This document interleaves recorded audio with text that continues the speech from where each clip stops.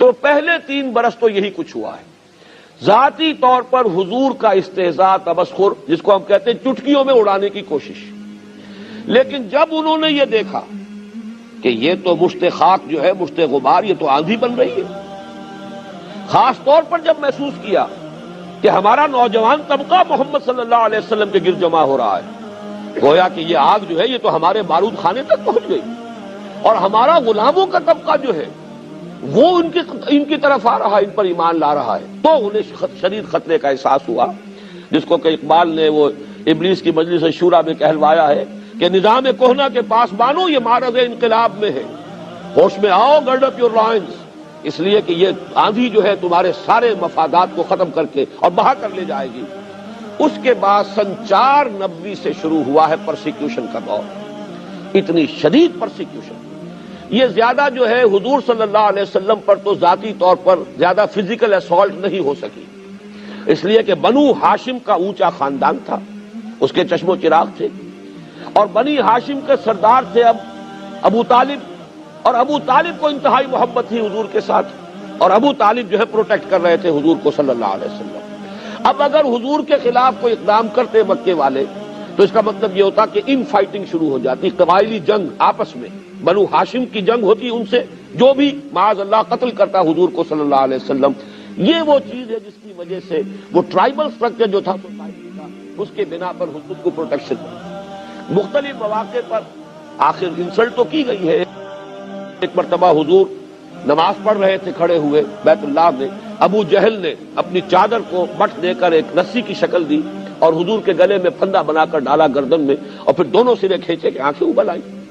اسی طریقے سے ایک مرتبہ آپ نماز پڑھ رہے تھے تو ابو جہل نے کہا کہ فلاں محلے میں آج اونٹ ذبح ہوا ہے، اس کی اوجڑی پڑی ہوئی ہے، نجاست بھری اوجڑی، کوئی شخص جائے، کوئی ہے جو جائے اور جا کر اس اوجڑی کو لا کر جب محمد سجدے میں جائیں تو ان کے سر پر رکھ دیں۔ عقبہ ابن ابی معیط ایک بہت ہی شقی انسان تھا ابو جہل کے ساتھیوں میں سے، اس نے کہا یہ کام میں کروں گا، گیا اور لا کر جب حضور سجدے میں گئے اوجڑی آپ کی گردن پر رکھ۔ یہ سارا کچھ بھی ہوا ہے حضور کے ساتھ۔ ایک مرتبہ حضور کو مارنے کے لیے آگے بڑھے، حضرت ابو بکر درمیان میں آ گئے، اتقتلون رجلا ان یقول ربی اللہ، یہ وہی بات ہے کہ جو حضرت موسیٰ علیہ السلام کے زمانے میں مومن آل فرعون نے کہی تھی، کیا تم ایک شخص کو قتل کرنے کے در پہ ہو حالانکہ اس کا جرم اس کے سوا کچھ نہیں کہ وہ کہتا ہے میرا رب اللہ ہے۔ تو وہ جب حضرت ابو بکر درمیان میں آ گئے تو حضور کو تو چھوڑ دیا لوگوں نے، پھر حضرت ابو بکر کو اتنا مارا ہے کہ یہ سمجھ کر چھوڑا ہے کہ یہ ہلاک ہو چکے ہیں۔ بعد میں ان کے قبیلے کے لوگ آئے، اٹھا کر لے گئے، کتی مارداری کی، ہوش میں آئے تو سب سے پہلے یہ پوچھا کہ حضور کا کیا حال ہے صلی اللہ علیہ وسلم۔ اپنی کوئی فکر نہیں تھی ابو بکر کو، فکر اس حالت میں بھی تھی تو محمد الرسول اللہ صلی اللہ علیہ وسلم۔ یہ بات بھی نوٹ کرنے کے قابل ہے کہ ابتدا تو اگرچہ حضور نے بنفس نفیس فرمائی دعوت و تبلیغ کے میدان میں، لیکن جو لوگ آپ پر ایمان لائے ان میں سے ہر شخص اپنی جگہ پر ایک داعی حق بن گیا۔ ان میں نمایاں ترین مقام ہے حضرت ابوبکر صدیق کا۔ آپ پر ایمان لانے کے بعد وہ خود مجسم داعی بن گئے، وہ خود مبلغ بن گئے۔ چنانچہ ہمیں یہ معلوم ہے کہ صحابہ کرام میں جو چوٹی کے 10 صحابہ ہیں جنہیں ہم عشرہ مبشرہ کے نام سے جانتے ہیں، ان میں سے 6 وہ ہیں جو حضرت ابوبکر صدیق رضی اللہ تعالیٰ عنہ کی دعوت و تبلیغ سے ایمان لائے۔ ان میں حضرت عثمان بھی ہیں، ان میں حضرت عبد الرحمن ابن عوف بھی ہیں، ان میں حضرت طلحہ بھی ہیں، حضرت زبیر بھی ہیں، حضرت سعد ابن ابی وقاص بھی ہیں رضی اللہ تعالیٰ عنہم اجمعین۔ سن 1090 تک جب بات پہنچی ہے، سن 1090 ابھی ہجرت نہیں ہوئی، ہجرت سے 3 سال پہلے کی بات، ابو طالب کا بھی انتقال ہو گیا، حضرت خدیجہ کا بھی انتقال ہو گیا۔ 2 ہی سہارے دنیا میں تھے۔ دیکھیے اصل سہارا تو حضور کے لیے اللہ کا تھا، اس لیے میں نے کہا دنیا میں۔ گھر میں ایک جاں نثار بیوی کہ حضور جب باہر سے آتے تھے اور جو بھی تکدر طبیعت پر ہوتا تھا، لوگوں کے کہنے سننے سے، لوگوں کے استہزاء سے، تمسخر سے اس کا اثر لے کر آتے تھے۔ گھر میں ایک بیوی تھی دل جوئی کرنے والی، کچھ نہ کچھ ان احساسات کو بانٹنے والی، وہ بھی نہ رہی۔ اور ابو طالب ایک سہارا بنے ہوئے تھے کہ بنو ہاشم کی سرداری ابو طالب کے پاس ہے، ابو طالب اپنے بھتیجے کا ساتھ چھوڑ نہیں رہے، حالانکہ آخری مرحلے پر آ کر ان کی ہمت بھی جواب دے گئی تھی۔ آخری سفارت جو آئی ہے، 2 سفارتیں آئی ابو طالب کے پاس قریش کے سرداروں کی۔ پہلی سفارت تو یہ آئی کہ ابو طالب اپنے بھتیجے سے کہو اسے جو چاہیے ہم اسے پیش کر دیں، دولت چاہیے دولت کے انبار اس کے قدموں میں لگا دیں گے، اسے سرداری چاہیے ہم اسے اپنا بادشاہ بنا لیتے ہیں، بادشاہ مان لیتے ہیں، اور اگر کہیں اشارہ کر دے کہ وہاں مجھے شادی کرنی ہے، جس خاندان میں جس زیادہ سے زیادہ خوبصورت اور صاحب ثروت دولت عورت سے کہے شادی کر دے۔ لیکن یہ ہمارے معبودوں کو غلط کہنا اور ہمارے دین کو غلط کہنا، اس کو چھوڑ دیں۔ حضور صلی اللہ علیہ وسلم نے جواب دیا کہ چچا جان، اگر یہ میرے ایک ہاتھ پر سورج رکھ دیں اور ایک پر چاند رکھ دیں تب بھی میں اپنے اس کام سے باز نہیں آ سکتا۔ یہ تو مشن ہے میرا اللہ کی طرف سے، میں اپنے لیے تو نہیں کر رہا۔ اس کے بعد جو آخری سفارت آئی ہے اس میں تو ابو طالب کی ہمت بھی جواب دے گئی، اس لیے کہ انہوں نے صاف چیلنج کر دیا تھا کہ ابو طالب اب ہمارے صبر کا پیمانہ لبریز ہو چکا ہے، اور اب تو یا تو تم ساتھ چھوڑ دو اپنے بھتیجے کا، اور یا تم بھی میدان میں آ جاؤ، ہم مقابلہ کریں گے تمہارا۔ اس وقت بلایا ابو طالب نے حضور کو کہ بھتیجے مجھ پر اتنا بوجھ نہ ڈالو جسے میں برداشت نہ کر سکوں۔ جہاں تک میرا مطالعہ ہے یہ مکی دور میں اس وقت حضور کی آنکھوں میں آنسو آئے پہلی مرتبہ۔ آپ نے فرمایا، محسوس کیا کہ یہ ایک دنیاوی سہارا تھا، چچا ساتھ دے رہا تھا، اس کی بھی ہمت جواب دے رہی ہے، لیکن حضور نے فرمایا چچا جان اب یا تو یہ کام پورا ہو کر رہے گا یا میں اپنے آپ کو اسی میں ہلاک کر لوں گا، اور کوئی راستہ میرے لیے نہیں۔ بہرحال ابو طالب کو پھر اللہ نے ہمت دی، وہ پھر ڈٹ گئے، لیکن یہ کہ سن 10 میں آ کر انتقال ہو گیا۔ اب قریش نے طے کر لیا کہ اب قتل کر دو ان کو، ریزولوشن، اس لیے کہ ان کا دارالندوہ تھا، ان کی بھی پارلیمنٹ تھی، چوپال تھی، اگرچہ کوئی ویسا نظام نہیں تھا، کوئی بادشاہ نہیں تھا، لیکن یہ کہ ایک قبیلے کا جو نظام ہوتا ہے، مختلف گھروں کے جو سربراہ تھے وہ جمع ہوتے تھے اور وہاں پر فیصلے کرتے تھے۔ فیصلہ ہو گیا اب ان کو ختم کر دو۔ حضور تک اطلاع پہنچی، حضور نے اب طائف کا سفر اختیار کیا کہ مکے میں تو اب گویا کہ یہ درپے ہو گئے میری جان کے، طائف جاؤں شاید وہاں کے سرداروں میں سے کوئی ایمان لے آئے، تو پھر میں اپنا مستقر وہاں پر میں اپنا بیس بنا لوں، وہاں مرکز بنا لوں۔ میں یہ ساری باتیں اس انداز میں بیان کر رہا ہوں جس سے کہ آپ جدید ایڈیم میں اور جدید ٹرمینالوجی میں بات کو سمجھیں کہ اب اگر یہاں جو ہے میرے قتل کا فیصلہ ہو گیا ہے تو کوئی آلٹرنیٹ بیس مجھے چاہیے، کام تو کرنا ہے، کسی جگہ سے ہوگا۔ طائف کا سفر آپ نے کیا ہے سخت ترین، اس لیے کہ جو عام راستہ تھا اسے آپ نے چھوڑ دیا کہ اس پر تو قافلوں کی آمد و رفت ہے، جب فیصلہ ہو چکا ہے کہ محمد کو قتل کر دیا جائے تو کوئی بھی اقدام کر بیٹھے گا، اب تو کوئی رکاوٹ تو ہے نہیں۔ تو جو پہاڑی راستہ ہے، اب جو وہ سڑک بنی ہے مکہ، جن لوگوں کو بھی جانے کی سعادت نصیب ہوئی ہے انہیں معلوم ہے مکے سے طائف تک 2 راستے ہیں۔ ایک تو طریق سیل ہے، یہ ہے جہاں سے قافلوں کی آمد و رفت ہوتی تھی، یہ پرانا راستہ ہے، اور ایک پہاڑی راستہ ہے جو کہ اب تو بہرحال بڑے سے بڑے پہاڑی راستے بنا دیے گئے۔ یہاں تو کوئی راستہ نہیں تھا، اس وقت اس پہاڑی راستے سے حضور گئے، اور ساتھ صرف تھے وہ منہ بولے بیٹے جو غلام تھے اور آزاد کر کے منہ بولا بیٹا بنا لیا تھا، زید ابن حارثہ جو اب زید ابن محمد کہلاتے تھے۔ طائف میں جو کچھ ہوا ہے حضور کے ساتھ میں ذرا تفصیل سے اس لیے ذکر کر رہا ہوں کہ اندازہ ہو جائے کہ کیسے کیسے مرحلوں سے محمد الرسول اللہ گزرے صلی اللہ علیہ وسلم۔ یہ ایسے ہی کام نہیں ہو گیا، گھر بیٹھے نہیں ہو گیا، بغیر تکلیفیں اٹھائے نہیں ہو گیا۔ حضور کے ساتھ ذاتی طور پر پورے 10 برس میں مکے میں نہیں ہوا جو کچھ کہ ایک دن میں طائف میں ہوا، اس لیے کہ یہ واقعہ خود حضور نے بیان کیا ہے۔ حضرت عائشہ کی روایت ہے، حضرت عائشہ نے پوچھا، چونکہ حضرت عائشہ کا تو ابھی دور جو ہے بالکل بچپنے کا دور ہوگا، انہیں کیا پتا مکے میں کیا ہو رہا ہے، وہ تو واقف ہے مدنی دور سے، اس لیے کہ غالباً 9 برس کی عمر تھی جبکہ حضور صلی اللہ علیہ وسلم کے حق میں آئی ہیں، تو یہ جو زمانہ ہے ان کے ہوش کا نہیں۔ ان کے ہوش میں تو جو یوم احد تھا وہ سخت ترین تھا، جس میں حضور کے دندان مبارک شہید ہوئے اور حضور پر جو ہے ایک کاری زخم لگا ہے، تو انہوں نے یہ پوچھا کہ یا رسول اللہ آپ پر احد کے دن سے سخت دن بھی کوئی گزرا ہے؟ آپ نے فرمایا ہاں، طائف کا دن مجھ پر سخت ترین تھا، اس لیے کہ احد میں تو بہرحال جانثار موجود تھے، صحابہ ساتھ تھے، لوگوں نے اپنے جسموں کو ڈھال بنایا ہوا تھا، حضور کے تیر آئیں تو ہماری پیٹھ پر آئیں، حضور صلی اللہ علیہ وسلم کو کچھ نہ پہنچے۔ طائف میں آپ گئے تھے اکیلے، صرف زید بن حارثہ اور کوئی نہیں، بلکہ عجیب بات ہے کہ حضرت ابو بکر بھی اس سفر میں ساتھ نہیں، جو سائے کی طرح ساتھ رہنے والی شخصیت ہے ابو بکر رضی اللہ تعالی عنہ، وہ بھی اس میں ساتھ نہیں۔ ثانی اسلام و غار و بدر و قبر، جو اقبال نے کہا ہے کہ یہ 4 مراحل ایسے اسلام میں نمبر 2، سب سے پہلے انا اول المسلمین حضور ہے، اور اس کے بعد حضرت ابو بکر، پھر ثانی غار ثور میں حضور کے ساتھ وہی تھے، بدر میں جبکہ رات کے وقت وہ ایک کٹیا بنا دی گئی تھی، وہاں حضور دعا کر رہے تھے، پہرے پر کھڑے تھے ابو بکر، اور قبر میں حضور صلی اللہ علیہ وسلم حجرہ عائشہ میں دفن ہوئے، اور اس کے بعد حضرت ابو بکر پہنچ گئے۔ لیکن یہ کہ اس وقت وہ بھی ساتھ نہیں تھے۔ 3 بڑے بڑے سردار تھے طائف کے، تینوں سے جا کے ملاقات کی، میں اللہ کا رسول ہوں، اگر تم مجھ پر ایمان لے آؤ، میرا ساتھ دو تو میں یہاں منتقل ہو جاؤں۔ تینوں نے ایسے کوڑا جواب دیا ہے، اور ایسے جیسے تیر کے مانند کلیجوں کو چھلنی کر دینے والا۔ ایک شخص نے کہا چلے جاؤ فوراً، میں تم سے بات بھی نہیں کرنا چاہتا، اس لیے کہ 2 ہی امکان ہے، یا تم جھوٹے ہو یا سچے ہو۔ اگر جھوٹے ہو تو میں جھوٹے کو منہ نہیں لگانا چاہتا، اور سچے ہو تو پتہ نہیں میں کوئی تمہارے شان میں گستاخی کر بیٹھوں تو مارا جاؤں گا، اس لیے چلے جاؤ۔ یہ استہزاء کا انداز ہے، تمسخر کا انداز ہے۔ ایک نے کہا تمہارے سوا اللہ کو کوئی اور نہیں ملتا تھا نبی بنانے کے لیے؟ یہ مکے اور طائف کے بڑے بڑے سردار تھے، اگر بنانا تھا نبی کسی کو تو بڑے بڑے چودھری، بڑے سردار، سرمایہ دار، ان میں سے کسی کو لیتا۔ تو تینوں نے ایسے جواب دیے ہیں۔ مایوس ہو کر حضور چلنے لگے واپس۔ آپ اندازہ کیجئے اس وقت مکے میں جا نہیں سکتے، مکے میں قتل کا فیصلہ ہو چکا، امیدیں لے کر آئے طائف میں یہ ہوا۔ کس کیفیت کے ساتھ، کس بوجھل دل کے ساتھ حضور واپس ہو رہے ہیں۔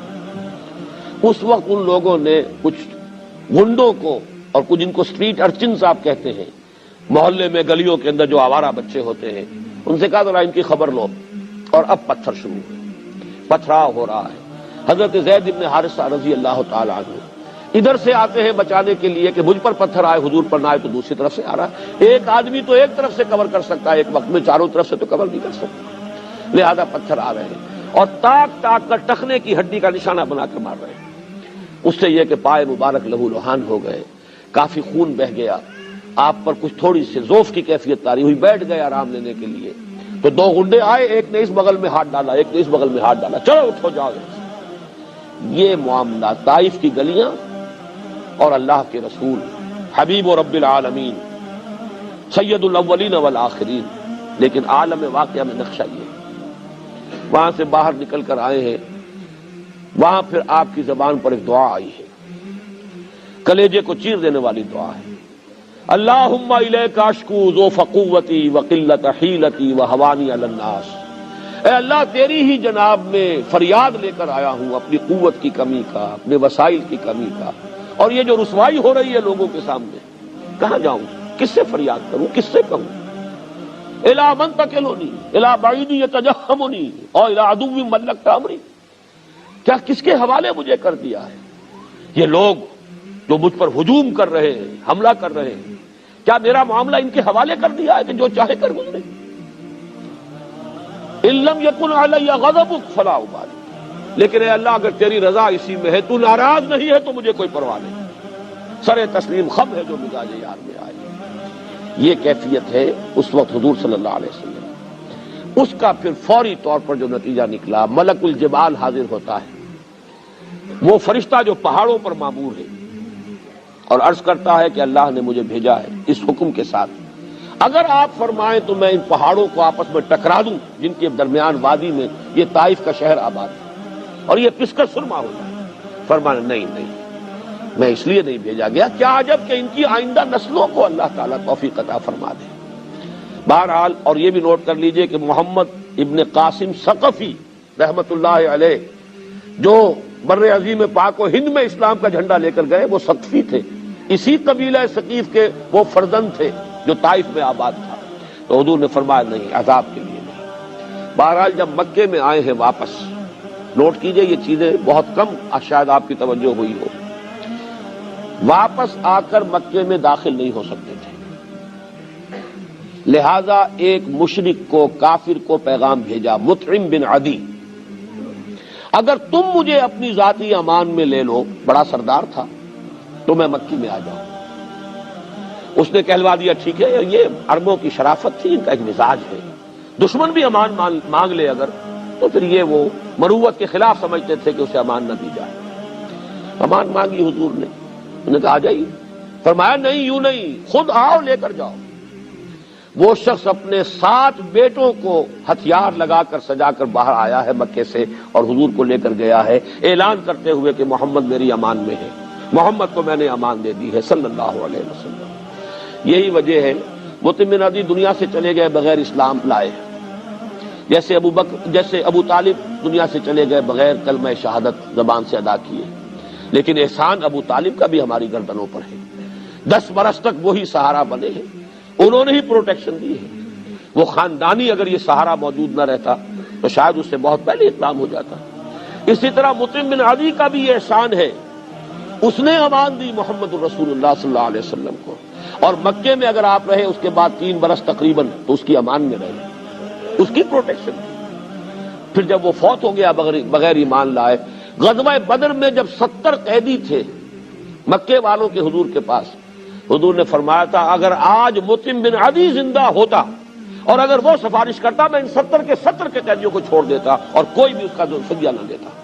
اتنا بڑا احسان مانا ہے محمد رسول اللہ صلی اللہ علیہ وسلم۔ بہرحال یہ مکی دور کا یہ تذکرہ یوں سمجھیے کہ اس پر ختم ہو رہا ہے کہ 4 ادوار ہیں ریولیوشنری پروسیس کے جو ان 12 سالوں میں پورے ہو گئے۔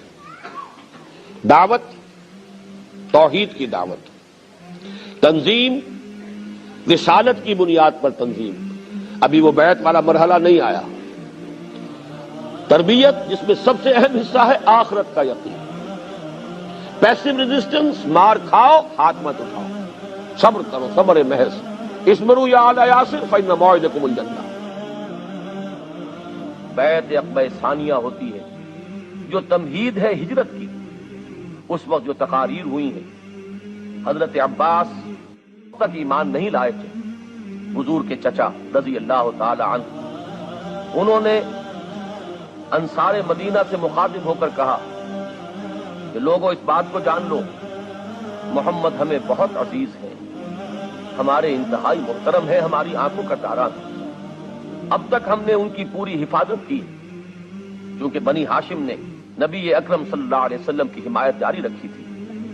اب اگر تم انہیں اپنے ہاں لے کر جانا چاہتے ہو تو جان لو کہ تمہیں ان کی حفاظت کرنی ہوگی اپنے اہل و عیال سے بڑھ کر، اور اگر اس کی ہمت نہیں پاتے تو ابھی جواب دے دو۔ لیکن انصار مدینہ یہ وعدہ کرتے ہیں کہ ہم اپنا تن من دھن نچھاور کرنے کے لیے آمادہ ہیں، اگر حضور ہمارے ساتھ مدینے تشریف لے جائیں تو ہم ان کی اسی طرح حفاظت کریں گے جیسے کہ اپنے اہل و عیال کی کرتے ہیں۔ اس وقت وہی حضرت سعد ابن زرارہ کھڑے ہوتے ہیں رضی اللہ تعالی عنہ، اور وہ بھی انصار مدینہ کو متنبہ کرتے ہیں کہ لوگوں اچھی طرح سمجھ لو ایک بہت بڑی ذمہ داری قبول کر رہے ہیں، محمد کو دعوت دینا اور ساتھ لے کر جانا سرخ و سیاہ آندھیوں کو دعوت دینے کے مترادف ہے۔ معلوم ہوا کہ جو کچھ ہوا وہ اندھیرے میں نہیں ہوا، پوری طرح سمجھ کر ہوا، پوری حقیقت کو جاننے کے ساتھ ہوا۔ جو ذمہ داری انصار مدینہ نے سنبھالی اور اٹھائی اس کو پورے طور پر سمجھ کر اس کے نتائج اور عواقب پر نگاہ رکھ کر اٹھائی۔ بہرحال یہ سن 12 نبوی میں جو بیعت عقبہ ثانیہ ہوئی یہ تمہید بن گئی ہجرت کی۔ نبی اکرم صلی اللہ علیہ وسلم نے مسلمانوں کو عام اجازت دے دی تھی مدینے کی طرف ہجرت۔ ایک ایک کر کے قافلے جا رہے ہیں صحابہ کے، اور وہ ہجرت کر کے مدینہ منورہ پہنچ رہے ہیں۔ خود منتظر رہے، یہ نقطہ بھی میں چاہتا ہوں کہ آپ کو سمجھا دوں۔ رسول جس جگہ پر مبعوث کیا گیا ہو اللہ تعالی کی واضح اجازت کے بغیر وہاں سے ہل نہیں سکتا۔ یہی بس کچھ جلدی کا معاملہ کیا تھا حضرت یونس علیہ السلام نے، اپنی قوم کو اللہ تعالیٰ کی طرف سے اجازت آئے بغیر چھوڑ کر چلے گئے۔ تو اس پر آپ کو معلوم ہے پھر مچھلی کے پیٹ میں رہے، اور وہاں پھر انہوں نے وہ استغفار کیا ہے، لا الہ الا انت سبحانک انی کنت من الظالمین، پھر وہ مچھلی نے انہیں اگلا ہے ساحل پر، وہ سارا معاملہ اسی وجہ سے۔ حضور منتظر رہے۔ اور اس کا بھی ایک واقعہ آپ کو سنا دیتا ہوں، اس سے آپ کو سیرت کا ایک اور پہلو سامنے آئے گا۔ حضرت ابو بکر نے اپنے طور پر بغیر حضور کو بتائے 2 اونٹنیاں اس کے لیے تیار کی، خوب کھلا پلا کے فرما کر لیا کہ جب ہمیں جانا ہوگا تو ظاہر بات ہے تعاقب ہوگا، تکڑی اونٹنیاں ہوں گی، جاندار ہوں گی، تیزی کے ساتھ ہم جا سکیں گے۔ اور حضور سے پوچھتے رہتے تھے حضور اجازت آئی، حضور اجازت آئی؟ آپ فرماتے تھے نہیں ابھی اجازت نہیں آئی۔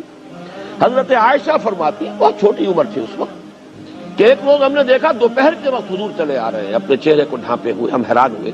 یہ دوپہر کے وقت عرب میں کہیں جانا، کسی کو وزٹ کرنا، یہ اس وقت ہی سے بہت ہی یعنی غیر معمولی اور معیوب بات سمجھی جاتی ہے۔ قیلولہ جو ہے وہ عرب کے مزاج میں ہمیشہ سے ہے۔ بہرحال بہت ہی غیر معمولی بات تھی۔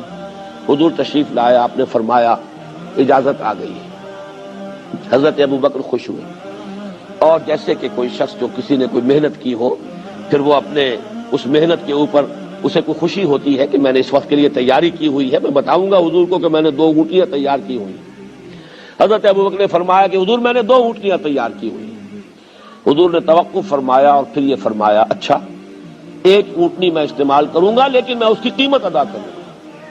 حضرت عمر رو پڑے، انہوں نے عرض کیا کہ یا رسول اللہ کیا یہ جسم اور جان اور یہ مال آپ کے سوا کسی اور کے لیے ہے؟ آپ میرے ساتھ بھی یہ مغایرت برت رہے ہیں، لیکن یہ غیرت ہے محمد الرسول اللہ صلی اللہ علیہ وسلم کی۔ اور نبی اکرم صلی اللہ علیہ وسلم اپنے اسی انتہائی گہرے دوست جو یار غار اور رفیق راہ ہے ابو بکر صدیق رضی اللہ تعالی عنہ، ان کی معیت میں مکے سے ہجرت فرما کر مدینے کی طرف روانہ ہو رہے ہیں۔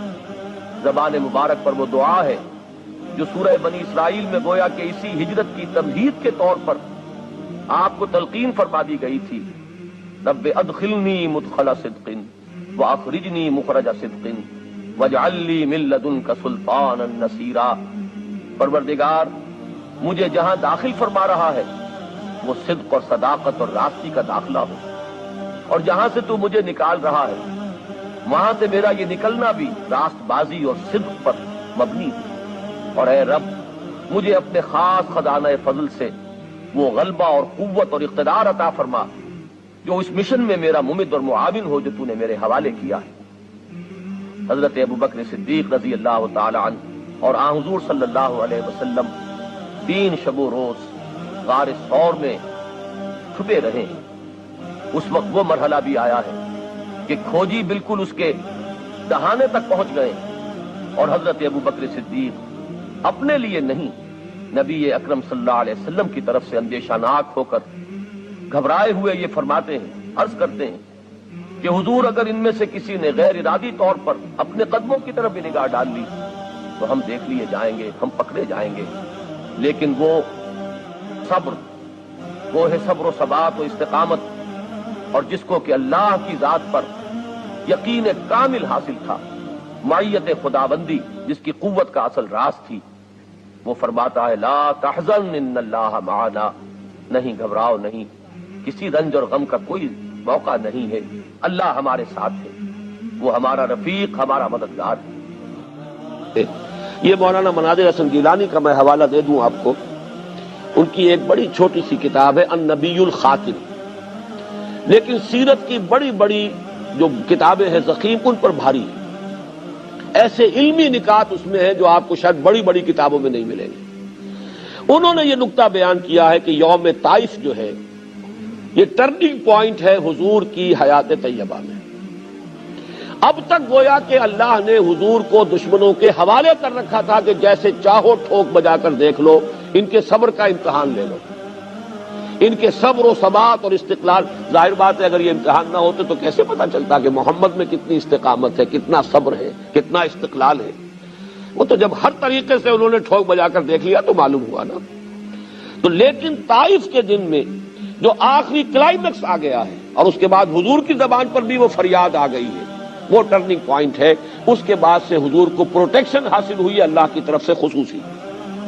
اسی پروٹیکشن کا ایک منظر سامنے آئے گا کہ آپ ہجرت کے لیے نکلے ہیں اور حالانکہ گھیراؤ کیا ہوا تھا لیکن کوئی دیکھ بھی نہیں سکا، آپ نکل گئے۔ یہ وہ اللہ تعالیٰ کی خصوصی پروٹیکشن ہے۔ غار ثور میں ہے تو ڈھونڈنے والے ہیں اس کے منہ تک دہانے پر پہنچ گئے ہیں۔ ذرا سا بھی اگر کوئی جھانک کے بھی دیکھ لیتا تو حضرت ابوبکر اندر سے کہہ رہے حضور سے کہ حضور اگر کسی نے ذرا سا اپنے قدموں کی طرف بھی دیکھ لیا تو ہم پکڑے جائیں گے، اور حضور فرما رہے لا تحزن ان اللہ معنا، گھبراؤ نہیں، اللہ ہمارے ساتھ ہے۔ اور اللہ تعالیٰ نے ایسے معجزے سے نجات دی ہے اس وقت کہ وہ ایک کبوتری نے آ کے وہاں انڈے دے دیے ہیں، اور ایک مکڑی نے جالا تن دیا ہے، تو ابو جہل نے کہا، جبکہ کھوجی جو لے کر آ گیا تھا وہاں تک، اور ان کا پاگل ہوا ہو، یہ دیکھو یہاں پر جالا لگا ہوا ہے بکری کا اور انڈے دیے ہوئے کبوتری نے، یہاں سے کوئی انسان گزر سکتا ہے؟ لہٰذا وہیں سے واپس ہو گئے۔ لیکن سن 7 میں آپ نے عمرہ کیا ہے، عمرہ قضا۔ سن 6 میں صلح حدیبیہ ہوا، 8 میں مکہ فتح ہو گیا رمضان میں، لیکن آپ نے حج نہیں کیا۔ سن 9 میں بھی آپ نے حج نہیں کیا، حضرت ابو بکر کی عمارت میں قافلہ حج بھیج دیا۔ اور ہم یہ سمجھتے ہیں کہ بس ہر سال حج کرنا ہی سب سے بڑی عبادت ہے، دین کو قائم کرنے کی جد و جہد ہے نہیں، لگے ہوئے دنیا ہی کمانے میں، حلال سے حرام سے، بس ہر سال حج کر لیا تو گویا کہ ساری حرام خوری جو ہے وہ پاک ہو جائے گی اس ذریعے سے۔ ہمارے تصورات یہ ہیں۔ حضور کی ساری توجہ ہے اس اپنے مشن پر، دین کو غالب کرنے کی جد و جہد، ورنہ حضور سے زیادہ کس کو خواہش ہوگی حج کرنے کی؟ سن 8 میں حج نہیں کیا، سن 9 میں حج نہیں کیا، سن 10 میں کیا۔ سن 10 میں جب حج کیا ہے آپ نے تو اپنا وہ خطبہ دیا۔ اے مسلمانوں، یہ بڑا تاریخی خطبہ ہے حجۃ الوداع کا۔ بنیادی جو امور تھے اپنی دعوت کے وہ پھر اثر نو واضح کیے۔ آخر میں ایک سوال کیا، الا هل بلغت، لوگوں میں نے پہنچا دیا یا نہیں؟ اور یہ حیرت انگیز واقعہ ہے کہ حضور کے ایک سوال کے جواب میں صحابہ نے 3 باتیں کہی۔ انا نشهد انک قد بلغت وادیت ونصحت، بلکہ ایک روایت میں 4 ہے، انک ادیت الامانۃ وبلغت الرسالۃ ونصحت الامۃ وکشفت الغمۃ۔ ہم گواہ ہیں نبی، آپ نے رسالت کا حق ادا کر دیا، پیغام کا حق ادا کر دیا، ہماری خیر خواہی کا حق ادا کر دیا، آپ نے گمراہی کے جو پردے ہیں اندھیارے انہیں چاک کر دیا۔ 3 مرتبہ حضور نے سوال کیا، 3 مرتبہ جواب لیا۔ پھر آپ نے نگاہ اٹھائی آسمان کی طرف، انگشت شہادت سے اشارہ کیا 3 مرتبہ، پہلے آسمان کی طرف اشارہ، پھر لوگوں کی طرف۔ 1.25 لاکھ کا مجمع تھا، یہ تصور کیجئے 22 برس پہلے ایک تنہا آدمی کھڑا ہوا تھا دعوت لے کر، اسے مجنون کہا گیا، شاعر کہا گیا، شاعر کہا گیا، پاگل کہا گیا، مسحور کہا گیا۔ ان تتبعون الا رجلا مسحورا، ساحر، مسحور، شاعر، کذاب، نہ معلوم کیا کیا کچھ کہا، اکیلا آدمی، اور کل 22 برس۔ 22 برس بھی کون سے؟ قمری، جو ہمارے 21 بنے، اور انقلاب عظیم، 1.25 لاکھ کا مجمع سامنے اور خطبہ دے رہے ہیں، الا هل بلغت انا نشهد انک قد بلغت الرسالۃ وادیت الامانۃ ونصحت الامۃ وکشفت الغمۃ۔ اب آپ فرماتے ہیں اللہم اشہد، اللہم اشہد، اللہم اشہد، اے اللہ تو بھی گواہ رہے۔ اس کو میں کہا کرتا ہوں سائی آف ریلیف، وہ بار گراں جو میرے کندھے پر آیا تھا، اے اللہ گواہ رہے، یہ مان رہے ہیں میں نے پہنچا دیا، میرا فرض منصبی ادا ہو گیا۔ یہی گواہی اللہ تعالیٰ کے رسول قیامت کے دن دیں گے۔ فَكَيْفَ إِذَا جِئْنَا مِن كُلِّ أُمَّةٍ بِشَهِيدٍ وَجِئْنَا بِكَ عَلَىٰ هَٰؤُلَاءِ شَهِيدًا۔ ہر امت کا رسول کھڑا ہوگا، پہلے ٹیسٹیفائی کرے گا پروزیکیوشن وٹنس کی حیثیت سے، اے اللہ تیرا دین جو مجھ تک آیا تھا میں نے پہنچا دیا تھا۔ Now they are responsible, they are accountable، وہ جواب دے۔ یہ نہیں کہہ سکتے کہ میں نے تیرا پیغام پہنچایا نہیں۔ وہ گواہی آپ لے کر گئے اس دنیا میں، الا هل بلغت انا نشهد انک قد بلغت الرسالۃ وادیت الامانۃ ونصحت الامۃ وکشفت الغمۃ۔ اللہم اشہد، اللہم اشہد، اللہم اشہد، اے اللہ تو بھی گواہ ہے۔ اور پھر فرمایا فلیبلغ الشاہد الغائب۔ اب یہ بوجھ میرے کندھے سے اتر کر تمہارے کندھوں پر آ گیا ہے، اب تمہیں پہنچانا ہے، جو یہاں ہے ان کے ذمے ہے پہنچانا ان کو جو یہاں نہیں۔ جو یہاں نہیں ہے میں وہ پوری نوع انسانی بھی شامل تھی جو اس وقت دنیا میں موجود تھی، اور وہ پوری نسل انسانی بھی ہے جو قیامت تک دنیا میں آئے گی، اس لیے کہ وہ آیت میں آج بھی آپ کو سنا چکا، ما ارسلناک الا کافۃ للناس بشیرا ونذیرا، ہم نے تو آپ کو بھیجا ہے پوری نوع انسانی کے لیے۔ تو ابھی وقت فرصت ہے کہاں، کام ابھی باقی ہے۔ ابھی تو ایک ملک ہے جس پر اللہ کے دین کا جھنڈا لہرا رہا ہے، دین کا غلبہ ہوا صرف جزیرہ نما عرب پر، ابھی تو تمہارے لیے بہت محنت اور مشقت کا میدان ہے۔ اب یہ بوجھ میرے کندھے سے اتر کر تمہارے کندھے پر آ گیا ہے، اور یہی نقطہ ہے اس میں۔ قدم قدم پر معجزہ ہو سکتا تھا حضور کے لیے، لیکن آئندہ امت کے لیے معجزے کیسے ہوتے؟ معجزے تو نبی کے لیے ہے، رسول کے لیے، جبکہ امت کے ذمے یہ آنا تھا کام کہ بقیہ پوری نوع انسانی تک، پورے عالم انسانی تک دین کی تبلیغ اور دین کو قائم کرنا تمہاری ذمہ داری ہے۔ یہ مشن امت کے حوالے کر کے غزوہ یہ حجۃ الوداع کے شاید 3 مہینے بلکہ 3 مہینے سے کم ہے عرصہ جو حضور اس دنیا میں رہے ہیں، پھر آپ کا وہ مرض وفات ہوا ہے، اور اسی میں پھر وہ کیفیت کہ آپ کے الفاظ آخری جو زبان مبارک پر تھے اللہم فی الرفیق الاعلی۔ اس کا پس منظر یہ ہے کہ بعض احادیث سے معلوم ہوتا ہے کہ انبیاء اور رسل کو اللہ تعالیٰ کی طرف سے آپشن ہوتا ہے، آپ کا کام پورا ہو گیا، آپ واپس آنا چاہیں تو ابھی آ جائیں، ابھی اور دنیا میں ٹھہرنا چاہیں تو اور ٹھہر جائیں۔ یہ آپشن حضور کے سامنے بھی آیا، حضور نے پھر خطبہ بھی دیا تھا ایک روز مرض وفات میں، ذرا سی جب آپ کو تھوڑا سا ریلیف ہوا تھا، باہر آپ آئے، حضرت ابو بکر صدیق رضی اللہ تعالی عنہ آپ کے حکم کے مطابق امامت فرما رہے تھے، اور صحابہ کرام ان کی امامت میں نماز ادا فرما رہے تھے۔ حضور تشریف لائے، حضرت ابو بکر نے پیچھے ہٹنا چاہا، لیکن حضور نے اشارے سے انہیں حکم دیا کہ نماز جاری رکھو، اور حضرت ابو بکر کے پہلو میں بیٹھ کر نماز ادا فرمائی۔ اس کے بعد آپ نے خطبہ ارشاد فرمایا، اللہ نے اپنے ایک بندے کو یہ اختیار دیا کہ وہ چاہے تو دنیا کی نعمتیں قبول کر لے، اور چاہے تو جو کچھ اس کے پاس ہے یعنی عالم اخروی کی نعمتیں انہیں اختیار کر لے، تو بندے نے جو کچھ رب کے پاس ہے اسے قبول کر لیا۔ حضرت ابو بکر صدیق یہ سن کر رو پڑے، اس لیے کہ انہیں اندازہ ہو گیا کہ در حقیقت نبی اکرم صلی اللہ علیہ وسلم یہ خود اپنی بات بیان فرما رہے ہیں، اور آپ نے ہم سے جدائی اور رفیق اعلیٰ کی طرف مراجعت کا فیصلہ کر لیا ہے۔ نبی اکرم صلی اللہ علیہ وسلم کا وصال یقیناً امت مسلمہ کے لیے، صحابہ کرام کی جماعت کے لیے ایک انتہائی رنج و غم اور اندوہ اور صدمے کی بات تھی۔ وما محمد اللہ رسول، اسی میں ایک دفعہ یہ بھی ہو گیا تھا کہ کچھ لوگوں نے یہ کہا کہ جب محمد کا انتقال ہو گیا تو اب کس لیے جنگ کرنی، حضرت عمر بھی ہیں ان میں سے۔ جب خبر یہ اڑ گئی کہ حضور فوت ہو گئے، انہوں نے تلوار پھیر دی، بیٹھ گئے، اب کس کے لیے جنگ کرنی؟ تو اس میں کہا گیا کہ یہ تو تمہارا غلط رویہ ہے، گرفت ہو رہی ہے، ہر ایک کے اوپر گرفت ہوگی، پہلی گرفت محمد پر ہو گئی صلی اللہ علیہ وسلم، لیس لک من الامر شیء۔ تو حضرت عمر بہرحال حضور کے مقابلے میں تو کوئی حیثیت نہیں، ان پر بھی گرفت ہو رہی ہے۔ وما محمد اللہ رسول، اور محمد کچھ نہیں ہے اس کے سوا کہ وہ اللہ کے رسول ہے، وہ معبود تو نہیں ہے۔ تم ان کے لیے تو جہاد نہیں کر رہے، تم جہاد اللہ کے لیے کر رہے ہو۔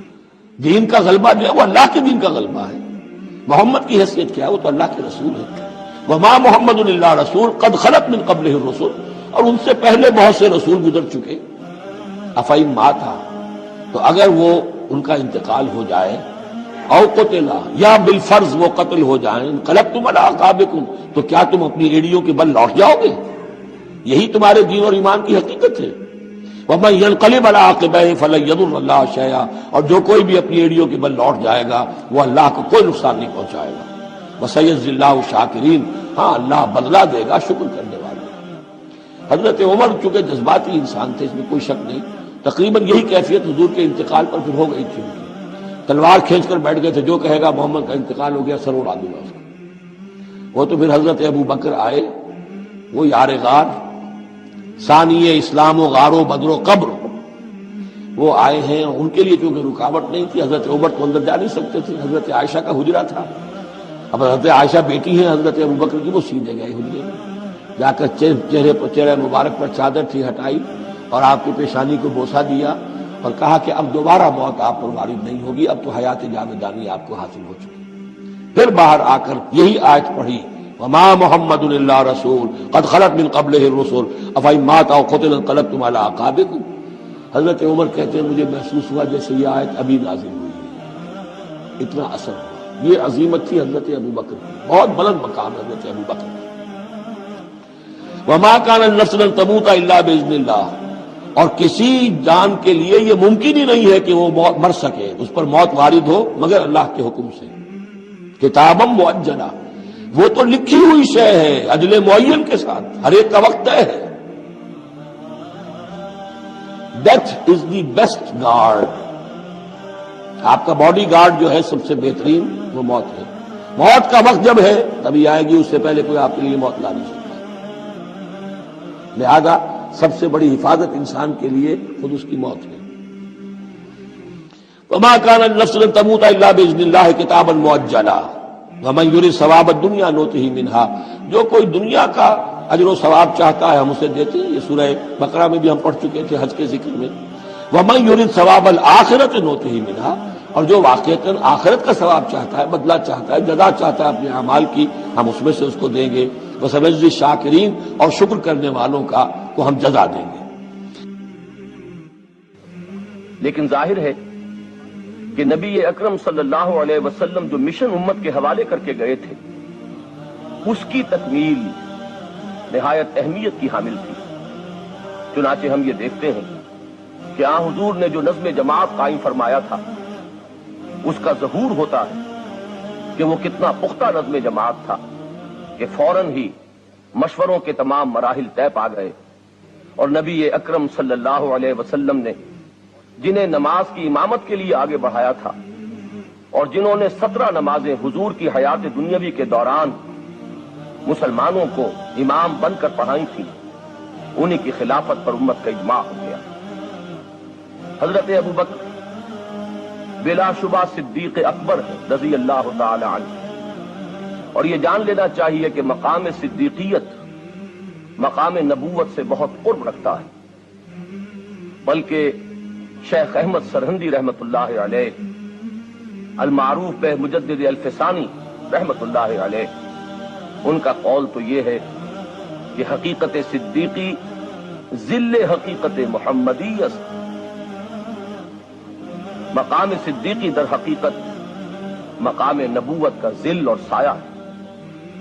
چنانچہ ہم یہ دیکھتے ہیں کہ حضرت ابو بکر صدیق رضی اللہ تعالی عنہ کی کل 2.5 سالہ خلافت کے دوران نبی اکرم صلی اللہ علیہ وسلم جزیرہ نما عرب میں جس انقلاب کی تکمیل فرما گئے تھے اس کے اثر نو استحکام کا عمل بتمام و کمال پورا ہوا. تاریخ عالم میں جتنے انقلابات آئے ہیں ان سب میں آپ کو ایک بات قدر مشترک کے طور پر ملے گی کہ انقلاب جب اپنے آخری مراحل میں ہوتا ہے اس وقت انقلاب دشمن طاقتیں کونوں کھدروں میں دبک جایا کرتی ہیں، منتظر رہتی ہیں کہ پھر جب بھی موقع ہو وہ سر اٹھائیں اور انقلاب پر حملہ آور ہو اور اسے ناکام کرنے کی کوشش کریں. چنانچہ یہی عمل ہے جو نبی اکرم صلی اللہ علیہ وسلم کے انتقال کے فوراً بعد ہمیں جزیرہ نما عرب میں ہر چہار طرف نظر آتا ہے. بالکل ایسے سما بن گیا کہ جیسے فرمایا گیا تھا کہ وَرَأَيْتَ النَّاسَ يَدْخُلُونَ فِي دِينِ اللَّهِ أَفْوَاجًا. آپ نے دیکھ لیا کہ لوگ داخل ہو رہے ہیں اللہ کے دین میں فوج در فوج. حضور کے انتقال کے بعد عارضی طور پر منظر یہ سامنے آیا کہ جیسے یخرجون من دین اللہ افواجا کا معاملہ ہو گیا. لوگ فوج در فوج اللہ کے دین سے نکلنے لگے. ایک جانب نبوت کاذبہ کے دعوے دار جھوٹے مدعیان نبوت کھڑے ہو گئے اور ان کی دعوت پر بھی لاکھوں کی تعداد میں لوگوں نے لبیک کہا. دوسری طرف ایک کثیر تعداد میں لوگ زکوٰۃ کا انکار کر کے کھڑے ہو گئے. ہم توحید کی گواہی دیں گے، رسالت کی گواہی دیں گے، نماز بھی قائم کریں گے لیکن زکوٰۃ ادا نہیں کریں گے. یہ 2 چیلنج تھے نظام خلافت کے. اس کے اس پس منظر کو ذہن میں رکھیے. عرب میں کبھی کوئی مرکزی حکومت تھی ہی نہیں، لہذا وہ لوگ عادی نہیں تھے. اگر کوئی حکومت پہلے ہوتی تو کوئی ٹیکس ہوتے، پہلے کوئی عادی ہوتے وہ، تو وہاں پر تو کوئی نظام تھا ہی نہیں. انہیں زکوٰۃ بہت بھاری لگ رہی تھی. ہم سے یہ لیا جا رہا ہے، ہماری آمدنی کا ایک حصہ. یہ بہت انہیں کھل رہا تھا، شاخ گزر رہا تھا. اسی طریقے سے عرب کی صورت یہ تھی کہ پورا ملک تقسیم تھا، قبائلی، اور ہر قبیلے کا سردار گویا کہ اپنے علاقے کا وہ بے تاج بادشاہ تھا. جیسے آپ کو معلوم ہے افغانستان میں طالبان کے آنے سے پہلے وار لارڈز مختلف علاقوں کے اندر انہوں نے پھاٹک لگا لیے، اپنے علاقے بنا لیے، ہر ایک اپنی جگہ پر. میں خود یہاں کا مالک ہوں، ایک مختار ہوں. اور اب طالبان کے خاتمے کے بعد دوبارہ وہی صورت پیدا ہو گئی، امن و امان ختم ہو چکا ہے، وار لارڈ سے ان کے اپنے علاقے، تو ان کے لیے ظاہر بات ہے کہ وہ دبک تو گئے تھے جب ان کی پیش نہیں جا رہی تھی، جب وہ مجبور ہو گئے تھے، انہوں نے اطاعت قبول کر لی تھی، اسی لیے ان کے بارے میں سورہ حجرات میں فرمایا گیا قالت الاعراب آمنا، یہ بدو کہہ رہے ہیں ہم ایمان لے آئے، قل اے نبی ان سے کہہ دیجئے لم تؤمنوا، تم ایمان نہیں لائے ہو، ولکن قولوا اسلمنا، یوں کہو کہ ہم نے اطاعت قبول کر لی ہے، ہم اسلام لے آئے ہیں، ولما يدخل الایمان فی قلوبکم، ابھی تک ایمان تمہارے دلوں میں داخل نہیں، یہ سب کا معاملہ نہیں تھا لیکن اکثر کا معاملہ تھا، ان میں مومنین صادقین بھی تھے لیکن اکثر کا معاملہ یہ تھا۔